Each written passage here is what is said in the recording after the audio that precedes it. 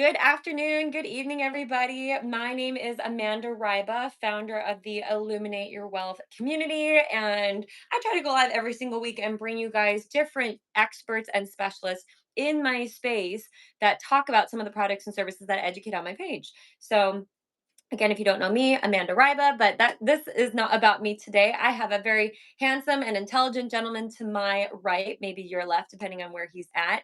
This is Mr. Chris Manitius. I have been working with him for I don't even know how long, but it's been quite some time. And what I love about him is he is not just an expert on IUL policies, but he really cares to make sure he's always doing the best thing for his clients. So Chris and I are going to bust open some myths today. But before we do that, Chris, feel free, introduce yourself. Tell us why you got into the space, what you like about working with IULs, and then we can dive on in. Well, hello everyone. Thank you for the kind words, Amanda. My name is Chris Manitius. I am Chris, the wealth strategist on Instagram and TikTok. So I had a very successful career in corporate America. I was a VP of sales, and right around the time when I started to make pretty good income, I heard about whole life insurance, and I actually kind of got a policy without really knowing much about it. And it wasn't until a few years later that I sat down and reviewed it next to an IUL, and I realized that IULs were more flexible and they allowed for more growth. And I just thought, people could really use this information. And then at the time, I was kind of sick of just having a boss. So I wanted to go into business for myself and spread this information and about these wonderful products that can change a lot of lives. So that's basically how I wound up here. I love it. And for those of you that don't know, Chris was making multiple six, not to share your income, but multiple six figures working and helping his boss, right, build that business. And hello, Attraction P, good to see you. And he has since transitioned careers into the IUL space. And like he said, now he's really focused on making sure clients know all the different ways you can use these policies. So, our goal today is to uncover, bust open, expose some very basic IUL myths because there's a lot of talk about these products out there. I'm sure you would agree, Chris. Same as you, I had a whole life policy first as well. And then when I Hmm. first found out about IULs, I was like, oh shoot, my money would go so much further here, right? But there are some common concerns. And you and I both having worked in the space for a while now, one big common concern that I see or I get from people is, you know what, Chris? These policies are only good for young people, just like you. They're not good for us older folks. What would you say to that? I would say that's not necessarily true. It is good to start these policies when you're young, but they can work very well if you're not in your 20s or 30s or even your 40s. Mhm. So yeah, I mean, I can even show an example of a policy that I was Let's just see it. working here. So, I mean, this is a 55-year-old client. Let's see, a little blurry here. That's it. Hopefully, is that focusing a little bit? Yeah, Well, a we're little good. blurry. My phone looks a little drunk, but yeah. So look, he puts in 30K per year to start, and he even has access to 15K the first year. I know my phone looks kind of drunk, but that actually brings me to the second myth. You don't, people think you don't get access right away to these policies. And Mhm. here in the illustration, you actually get access year one. So, number one, this is a 55-year-old male, standard health, has access year one. And just ask yourselves, like, how much access to your car insurance premium do you have over the 20 years that you've been paying it? Zero. You do in your life insurance. And that's what's really cool about it.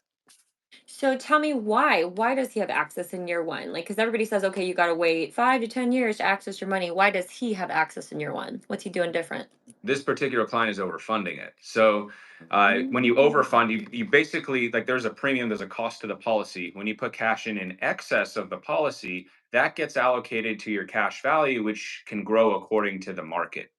Okay. So what you're telling me is he's just actually got the policy structured the right way and he's max funding 100%. it. Yep. Wow. Max funding, minimum death benefit based on how much premium he wants to put in. It's just structured correctly. Like, you know, Amanda and I both know how to do that. If you work with a good agent, they know how to do that. So there's a button you can press to structure it properly, like a couple buttons. So yeah, that's all there is to it. It's relatively pretty easy, right? So, for those of you that are a little new to this, right, the amount of life insurance you get really dictates everything. The more life insurance you get, the more money you can put into the policy. The less life insurance you get, the less money you can put in. So, Chris, you would probably agree. Like, if you're on a shorter timeline, like if you're on a 5 year timeline or a 10-year timeline, you're probably going to want to max fund that policy ASAP, right? As fast as you can, versus if you've got time. Would you say you agree with that? Oh, 100%. Yeah. If you're on a short time horizon, just fund that puppy as much as you can.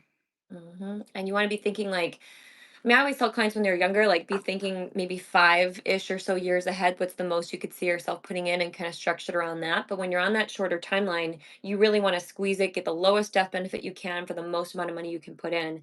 And if you're older, right, if you're in your 50s or in your 60s and you're looking at IULs, this is a good question. What would you say, Chris, is like a real, like if the person's goal is to grow cash value and they're in their 50s or 60s on a 5 to 10 year timeline, what would you say realistically is like a monthly number they should be putting in no less than? Like if their goal is cash value. Well, it really depends on what they can do. I would say like as much as possible that you can actually stick with. I would say around that age, like 1 to 2,000 a month. We have clients who put in 100,000 a year.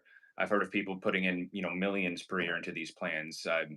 You know, it really just depends on your particular situation, because the more you fund these policies, uh, the more awesome they are, the more they grow. So Mhm. So kind of like a $100 or $200 a month premium may not cut it. you're just not going to be as happy with the policy. It won't perform as well. It's just not putting enough gas in the car to go as far as you want it to. You're just kind of putting a little bit of gas in. The gas gets spent with the fees. So you want to overfund it to be able to fuel the policy as much as possible. And your money's Mhm. safe. Like, it's in life insurance. Life insurance, these are the safest, most stable companies in the world. Life insurance companies bail out governments when governments are in financial trouble. So they're very safe places to put your money. And you definitely want to overfund if you can.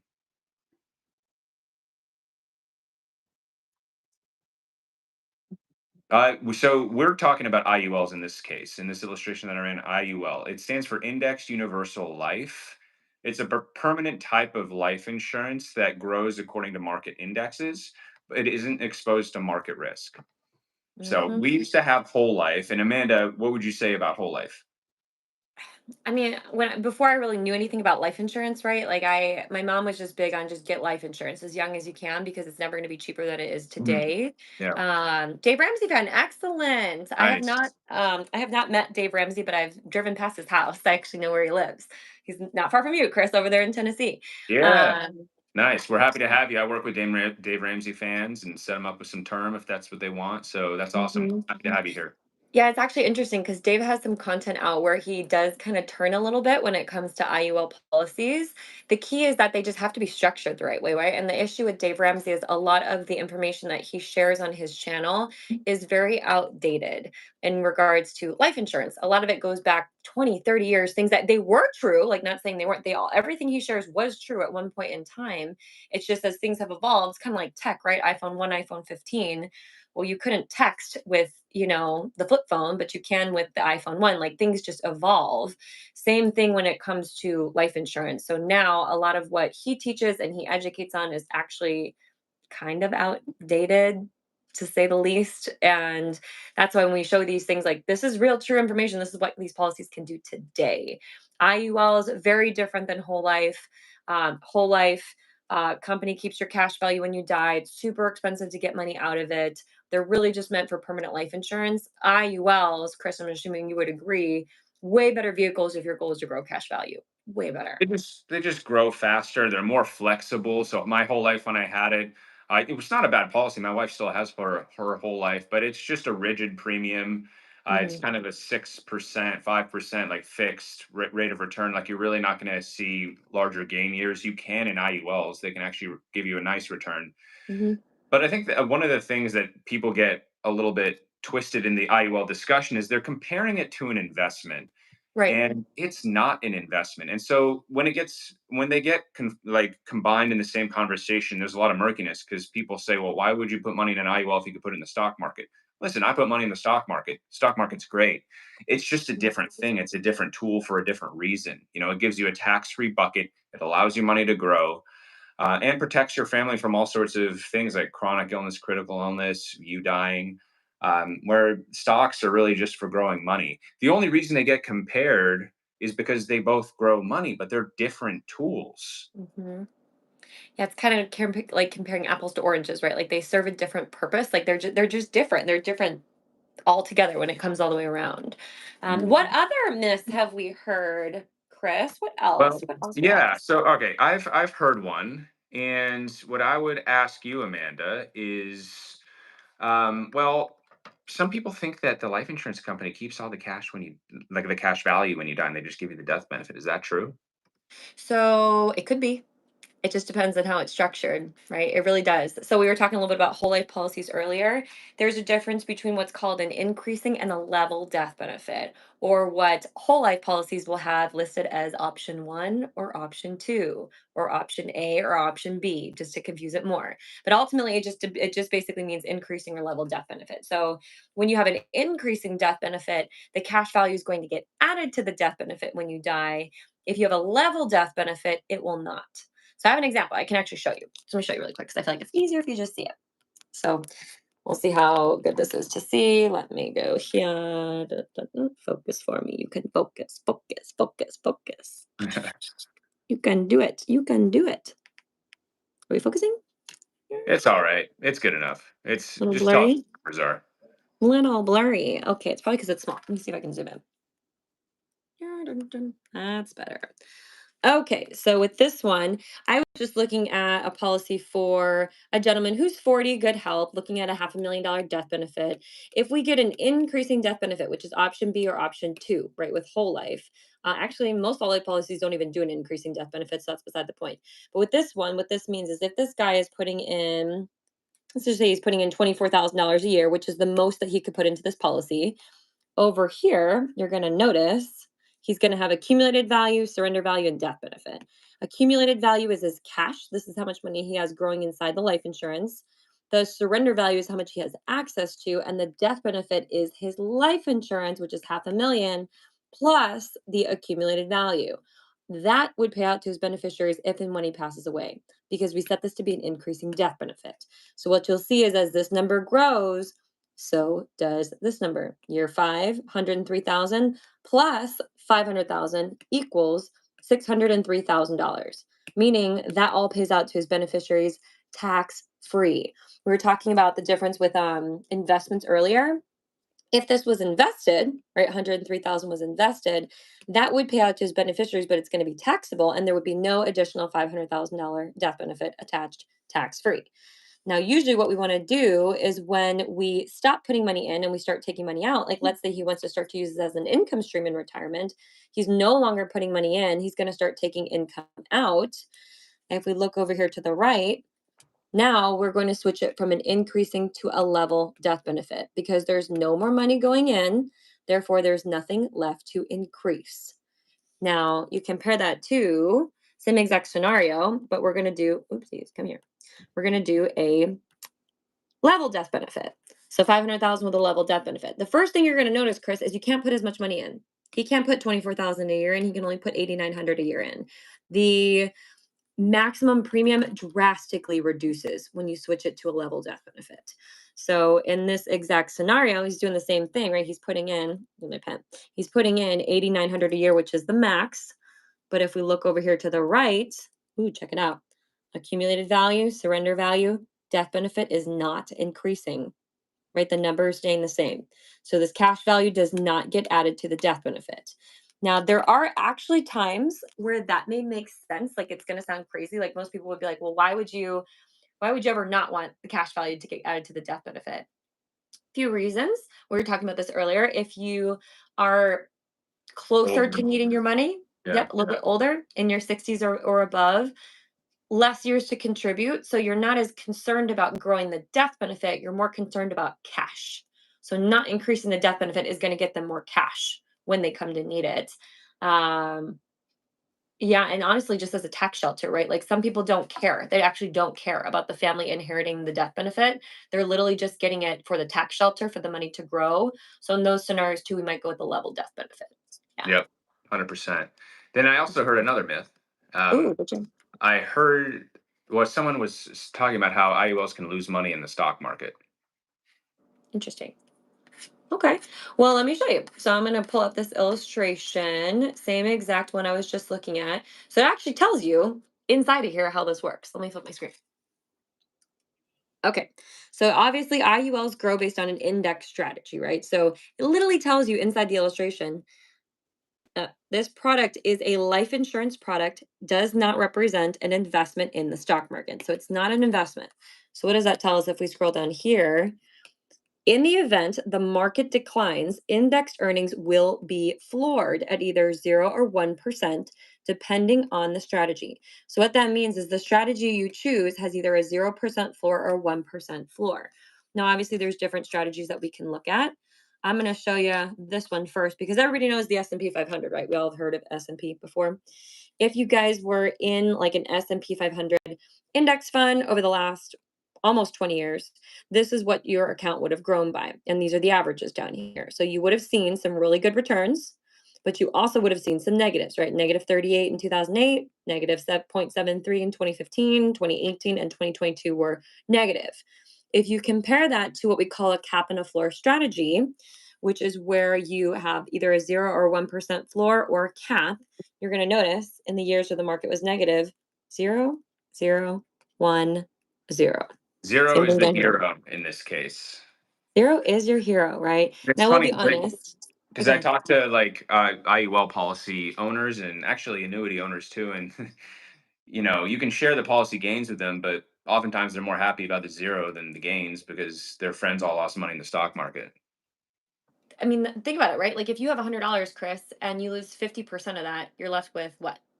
50, and then you need more time to recover, which could be 5, 10 years. Like who Yeah. has an extra 5, 10 years? So Yeah, it's like you need to grow by almost double just to break even. So, that's why it's a good hedge. It's a good hedge against market volatility and a lot of the things that can happen.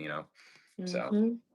And that's the things that people need to be aware of. And I mean, yeah, obviously we can look at like the S&P 500 with the IUL, right? But I want to show you this because this is actually pretty cool. Most insurance companies actually have customized indexes that are made for them to help the cash value essentially grow faster. So nowadays what's really popular really isn't the S&P 500 anymore, mainly because there's a lot of caps on those like I showed you before. A lot of times they're looking at these low volatility indexes where here they're designed to be somewhat cyclical, meaning you're not going to see them do super, super well, and you're not going to see them do super, super terrible. So they're able to add what's called a participation rate. So I'm going to show you this really quickly so you can see what this looks like. So there's two different indices that are really popular right now. We do a lot of work with the US Pace Setter and the Credit Suisse, right? These are the two big ones. So this is what this index actually has done over the last 20 years. There's only 1, 2, 3 years where it was negative. Let me turn the brightness up on my screen so you can see this better. Only 3 years where the market was actually negative. But if you were in the pace setter inside of the IUL, you would have gotten zeros, right? In all those years, we didn't lose money. But check this out. Market does, what is that? 9.87. 9.8% times 235% or 2.35%. That means that your IUL actually got credited 23.2% in 2003. What that means, guys, just to elaborate on participation rate, it's a multiplier on your gains. So let's say the market did 10%, you have a 235% participation rate. You take 2.3, multiply it by 10, your gain was 23% instead of the nine Mhm. the market did. So some years you can actually do better. Yep. And like I mean, even these little years, look at 0.34, you got zero point 0.8 because of the multiplier. Here, 12, you got 29. 11, you got 27. So if you actually look at the historical average down here, you can kind of see it, right? 5, 10, 15, 20-year historical average, this is what you would have gotten inside this pace setter actual index compared to cap and floor, right? 5.9% over a 20-year span compared to 15.88% earned on average every year over the last 20 years. Now, keep in mind, past results do not indicate future performance, right? This is just an example. There's no guarantee it's going to do this in the future, but it does give you kind of a good idea on what it's done in the past so you can gauge where you're going to go. So pretty cool, huh? 100%. So, other than that, these are some of the main probably myths or questions or comments that we get the most in the IUL space. So, if you guys have any, you're welcome to drop them below and we're happy to discuss them here with you live. Most importantly, like we just really want to recommend that you guys get educated. Like, educate yourself. Don't just listen to one person or two people. Really go out there and do your research if this is a product that you're looking to add to your portfolio. There's tons of great content out there. Follow myself, follow Chris. So if you don't already follow Chris, I will put his information in the description of this live. Yes, it will be saved. saved so you can go back and revisit it later. And I would really recommend that you share this with anybody that you know that has brought this product up to you and has questions, because I had questions. I mean, I've been in the IUL space for 8.5 years now, and I thought it sounded too good to be true once I first learned about it. But then when I did my research and I dug in and I learned, I realized it's actually all true. It's actually all true. What's the downside to an IUL? What's the one big downside to it? Well, you got to stick with it for the long term, Okay. and there's like you want to fund it properly. And let me quickly explain how that is. So there's a thing called the target premium, which you see in your illustration. You can ask the agent what it is. So basically, if you fund under the target, you're in the red. If you fund at the target, you're yellow. And if you overfund the target, you're in the green. Right. So just got to fund it properly, and you got to stick with it long term. It's not a get rich quick thing. So Definitely not, right? It's something that you got to continue to do. And you also got to be able to get approved for it. So, if for yeah. whatever reason you can't, right, there's something in your medical history, something in your criminal history that doesn't allow you to get approved. There are other products that Chris and I work with that use the indexed strategy with the cap and the floor, but don't come with the life insurance. So, Yep. that stuff does actually exist. And there are things that you can contribute to, but these are fantastic vehicles to really consider adding to your portfolio. So, Yep. hopefully, this was helpful. Again, definitely follow Chris at the Wealth Strategist. Again, his information will all be in the description of this video. And anything you want to add, Chris, while we wrap up? I think you covered it. We're here to answer any questions, guys. Send us DMs if you have questions Mhm. about these things. Like, an educated consumer is the best kind of consumer. Like, I love when people have done their homework, and um, at the end of the day, these are great vehicles. They can add a lot of great things for your family, and they're worth considering for sure. Yeah, I agree. And if you guys live in the US and want to connect with us, we are in the United States. Chris is over there in Tennessee. I'm in California, but we're licensed to work in any state. So if you guys have questions, just let us know. But we wish you all a wonderful rest of your day. And we will be seeing you. I will be seeing you live next week. So if you like Chris, let me know. I might be able to get him back on the show. Maybe in the next month or two. We'll see. We'll see. Hope you'll have me. Thanks for having me. Love it. Thanks, guys. We'll see you later. Bye, guys.